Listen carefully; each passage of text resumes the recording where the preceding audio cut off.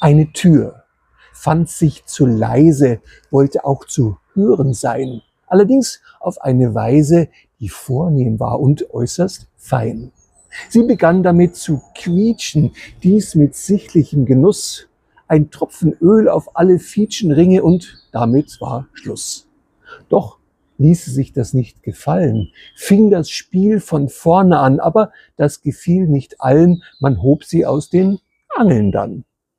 Die Kunst liegt also nach wie vor im Auge des Betrachters oder hier in seinem Ohr des Künstlers Frage, macht das?